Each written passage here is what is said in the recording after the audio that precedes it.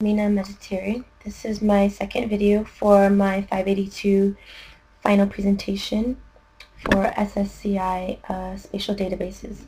So I left off on my first video talking about my database catalog. So here it is here to the right. As you can see, I've created a geodatabase called Health Facilities and a feature dataset called Facilities, and these are my different feature classes within my feature dataset. My polygon areas are my district boundary administrative areas, as well as my provincial, which is what is showing here. I also have healthcare facility data for both hospital and all rural and urban healthcare centers. So when I turn on the data for healthcare facilities, this is what the map looks like.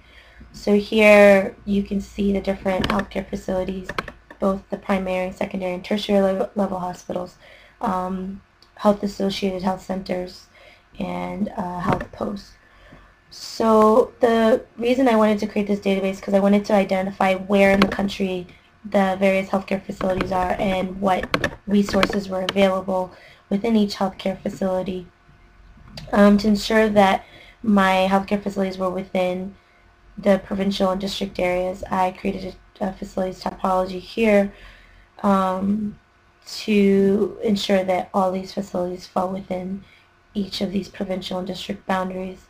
12 of my hospital or healthcare facilities fell outside of my boundary or rule areas, and I removed them simply because the data that I'm working with is based off of latitude and longitudinal data, and it simply was just not possible to identify where exactly those hospitals should have been. So if you look at the table, you can see what the data set looks like. So there's no addresses. It's just basically latitude and longitudinal information that's available. I created a relationship class between my healthcare facilities, hospitals, and the service provision tables that I was able to obtain from the Ministry of Health. And these tables have information as to, for instance, looking at the HIV table, as to which health facilities using the facility ID offers health services for HIV.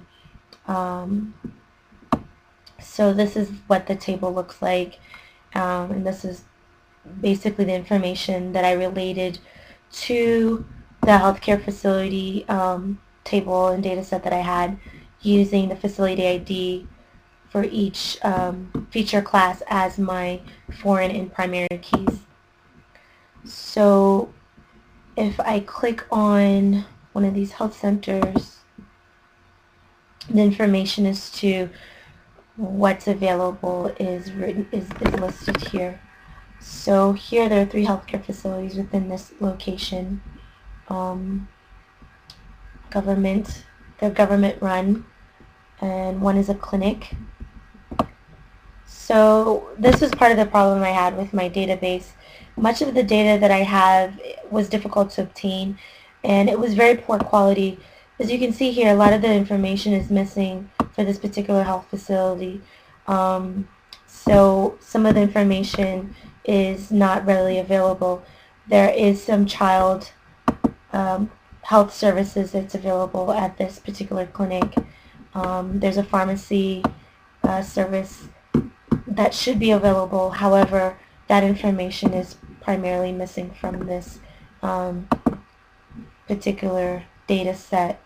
If I click on another hospital, I can identify if some services are available. Here it's the same thing, child health, and what is readily available. So here there's a consultant service that happens per week. Oral salts are available for rehydration. So these are some of the things that are important to know for various health facilities.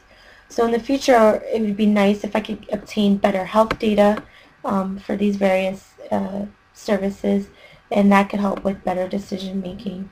So that's pretty much my database. It wasn't what I expected it to be, mainly because of my issues with data collection.